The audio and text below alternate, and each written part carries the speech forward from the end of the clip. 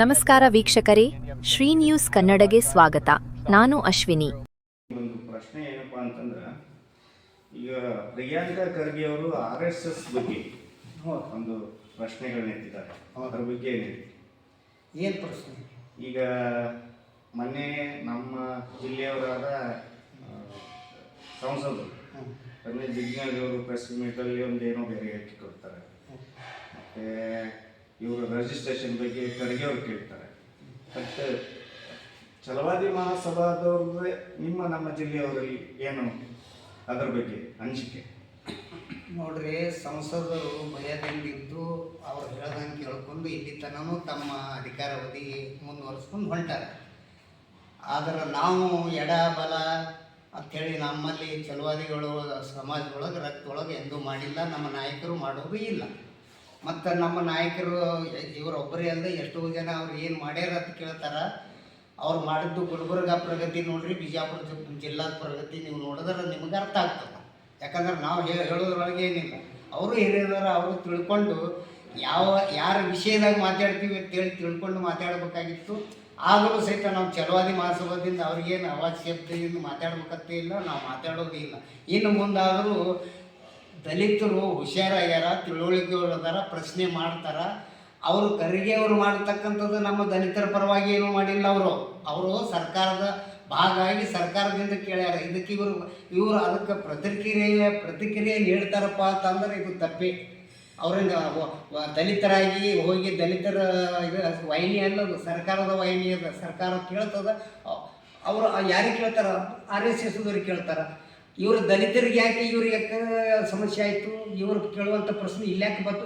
ಇವರು ಅದಕ್ಕೆ ಸರ್ಕಾರಕ್ಕೆ ಇವರು ಪ್ರಶ್ನೆ ಮಾಡುವಂಥದ್ದು BJP ಅಂತೇಳಿ ಮಾತಾಡಲಿ, ಸರ್ಕಾರ ಕಾಂಗ್ರೆಸ್ ಅಂತೇಳಿ ಮಾತಾಡಲಿ, ಬಿಟ್ಟು ದಲಿತರನ್ನು ತೊಗೊಂಡು ಅದರೊಳಗೆ ಹಾಕೊಂಡು ದಲಿತರ ಮಧ್ಯೆ ಏನಾರ ಸಂಘರ್ಷ ಈಡು ಮಾಡ್ಬೇಕಂತೇಳಿ ಅವ್ರ ವಿಚಾರ ಅದ. ಏನು ಹೆಂಗಿದ್ರು ನಮಗಂತೂ ಅರ್ಥ ಆಗೋದು.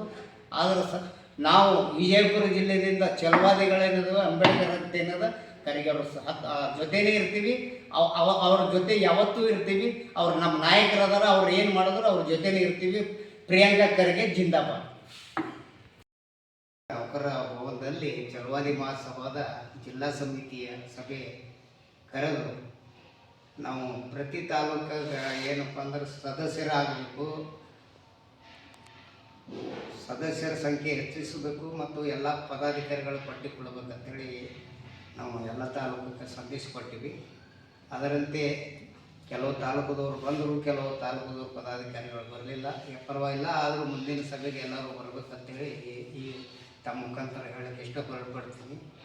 ಮತ್ತು ವಿಜಯಪುರ ಜಿಲ್ಲೆಯ ನಮ್ಮ ಛಲವಾದಿ ಮಹಾಸಭಾದ ಬಂಧುಗಳು ಸದಸ್ಯರ ಅಭಿಯಾನ ಚಾಲ್ತಿಯಲ್ಲಿದ್ದು ಎಲ್ಲ ತಾಲೂಕು ಗ್ರಾಮ ಹೋಬಳಿಗಳಲ್ಲಿ ಸದಸ್ಯರಾಗಲು ಇಚ್ಛಿಸೋರು ಬಂದು ಆಯಾ ತಾಲೂಕಾ ಅಧ್ಯಕ್ಷರುಗಳಿಗೆ ಭೇಟಿಯಾಗಿ ಸದಸ್ಯತ್ವವನ್ನು ಪಡ್ಕೊಳ್ಬೇಕಂತೇಳಿ ನಾನು ತಮ್ಮ ಮುಖಾಂತರ ವಿನಂತಿಸಿಕೊಳ್ತೇನೆ.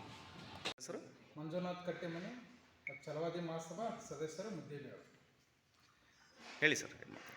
ರಮೇಶ್ ಜಿಗಜಿಣಗಿ ಅವರು ಮೊನ್ನೆ ಪ್ರಿಯಾಂಕಾ ಖರ್ಗೆ RSSನ ಮುಖ್ಯಸ್ಥ ಮೋಹನ್ ಭಾಗವತ್ ಅವರಿಗೆ ತಮ್ಮ ಗೃಹ ಇಲಾಖೆಯಿಂದ ಸರ್ಕಾರದ ವತಿಯಿಂದ ಕೆಲವೊಂದಿಷ್ಟು ಅವರ ಚಟುವಟಿಕೆಗಳ ಬಗ್ಗೆ ಮೋಹನ್ ಭಾಗವತ್ ಅವರಿಗೆ ಪ್ರಶ್ನೆ ಕೇಳ್ತಾ ಇದ್ರು. ಒಂದು ಲೆಟರ್ ಮೂಲಕ ಅವರು ಉತ್ತರ ಕೊಡಲಿ ಅಂತಕ್ಕಂಥದ್ದು ಒಂದು ನಮ್ಮ ಗೃಹ ಸಚಿವರಾಗಿರ್ತಕ್ಕಂಥ ಪ್ರಿಯಾಂಕಾ ಖರ್ಗೆ ಸಾಹೇಬರು ಕೇಳ್ತಾರೆ. ಆ ಪ್ರಶ್ನೆಗೆ ಇಲ್ಲಿನ ಬಿಜಾಪುರ ಸಂಸದರು BJPಯ ಗುಲಾಮ ಒಬ್ಬ ದಲಿತರಾಗಿ ಒಬ್ಬರು ದಲಿತರಾಗಿ ಇಲ್ಲಿ ಗುಲಾಮಗಿರಿ ಮಾಡ್ಕೊತ ಇದ್ದು ಇವತ್ತು ನಮ್ಮ ಪ್ರಿಯಾಂಕಾ ಖರ್ಗೆ RSS ಬಗ್ಗೆ ಈ ದಲಿತನಿಗೆ ಯಾಕೆ ಬೇಕು ಅನ್ನೋ ಒಂದು ಇವನೇ ನಮ್ಮ ದಲಿತನಾಗಿ ದಲಿತರ ಬಗ್ಗೆ ಕೇಳುವಾಗಿ ಮಾತಾಡ್ತಕ್ಕಂಥ ಈನ ಮನಸ್ಥಿತಿ ಇಲ್ಲಿನ ಬಿಜಾಪುರ ನಾವು ದುರದೃಷ್ಟಕರ ನಾವು ಆಯ್ಕೆ ಮಾಡಿರ್ತಕ್ಕಂಥ ಈ ರಮೇಶ್ ಜಿಗಜಿಣಗಿ ಅವರಿಗೆ ಇಂಥ ಮನಸ್ಸಿಂದ ಹೊರಗೆ ಬರಬೇಕು. ಈ ರಮೇಶ್ ಜಿಗಜಿಣಗಿ ಅವರಿಗೆ ಹೇಳೋಕೆ ಇಷ್ಟಪಡ್ತಿದ್ದೀನಿ, ನಿಮಗೆ ಬುದ್ಧಿ ಭ್ರಮಣೆ ಇದೆ. ಅದಕ್ಕಾಗಿ ಇಂಥ ಈನ ಮನಸ್ಥಿತಿಯಿಂದ ನೀವು ಹೊರಗೆ ಬರಬೇಕು. RSSಗೆ ಗೃಹ ಸಚಿವರು ಪ್ರಶ್ನೆ ಕೇಳಿದ್ದಾರೆ, ಅವ್ರು ಉತ್ತರ ಕೊಡಿ ತಾಕತ್ತಿದ್ರ. BJPಯವ್ರು ನೀವು ದಲಿತರನ್ನು ಚೂ ಬಿಟ್ಟು ನಮ್ಮ ಮಧ್ಯದಲ್ಲಿ ಇಂಥ ಕಚ್ಚಾಟಗಳನ್ನು ಹಚ್ಚೋದು BJPಯವ್ರು ಬಿಡಬೇಕು. ಹಾಗಾಗಿ ಇವತ್ತು ಪ್ರಿಯಾಂಕಾ ಖರ್ಗೆ ಸಾಹೇಬರು ಏನು ಪ್ರಶ್ನೆ ಕೇಳಿದ್ದಾರೆ ಅದು ಸರಿ ಇದೆ. ಮತ್ತು ಹಾಗಾಗಿ ಪ್ರಿಯಾಂಕಾ ಖರ್ಗೆ ಸಾಹೇಬ್ರ ಜೊತೆ ನಾವೆಲ್ಲ ಛಲವಾದಿ ಸಮುದಾಯದವರು ಇಡೀ ರಾಜ್ಯದಂತ ದೇಶದಂತನೂ ಕೂಡ ಅವ್ರ ಪರವಾಗಿ ಅದೇ. ನಿಮ್ಮ ಗೊಡ್ಡ ಬೆದರಿಕೆಗಳು ಈ ಛಲವಾದಿ ಸಮುದಾಯದವರಾಗಲಿ ಪ್ರಿಯಾಂಕಾ ಖರ್ಗೆ ಸಾಹೇಬರಾಗಲಿ ಈ ನಮ್ಮ ಯಾರೂ ಹೆದರಲ್ಲ ಅಂತಕ್ಕಂಥ ಮಾತನ್ನು ಹೇಳಕ್ಕೆ ಇಷ್ಟಪಡ್ತೇವೆ. ರೇವಣಪ್ಪ ಚಲವಾದಿ. ನಾನು ಮಧ್ಯಭಾಗ ತಾಲೂಕಿನ ಚಲವಾದಿ ಮಹಾಸಭಾ ತಾಲೂಕು ಅಧ್ಯಕ್ಷ ರೇವಣಪ್ಪ ಹಾರ್ಗಂಡಿ. ಚಲವಾದಿ ಮಹಾಸಭಾದ ವತಿಯಿಂದ ಮಾತಾಡೋದು ಏನೆಂದರೆ, ಈಗ ಪ್ರಿಯಾಂಕಾ ಖರ್ಗೆ ಸಾಹೇಬರು ಏನು ಹೇಳ್ಯಾರ ಅದಕ್ಕೆ ಅವರು ಉತ್ತರ ಕೊಡಲಿ ಬಿ ಜೆ ಪಿಯವರು. ಇನ್ನೊಂದು ವಿಷಯ ಏನೆಂದರೆ, ಏನು ಜಿಗಜಿಣಿ ಸಾಹೇಬರು ಏನು ಮಾತಾಡ್ಯಾರ ದಲಿತರ ಬಗ್ಗೆ, ಅವರು ಒಬ್ಬರು ದಲಿತರು ಅನ್ನೋದು ಮರ್ತಾರ. ದಲಿತರ ಬಗ್ಗೆ ಈ ಪ್ರಕಾರ ಮಾತಾಡಬಾರ್ದಾಗಿತ್ತು, ಮಾತಾಡ್ಯಾರ. ಆದರೆ ಮುಂದೆ ಈ ಪ್ರಕಾರ ಮಾತಾಡಬಾರ್ದು ಅಂತ ಹೇಳಿ ನನ್ನ ಎರಡು ಮಾತನ್ನು ಮತ್ತಷ್ಟು ಸುದ್ದಿಗಾಗಿ ನೋಡ್ತಾ ಇರಿ ಶ್ರೀ ನ್ಯೂಸ್ ಕನ್ನಡ.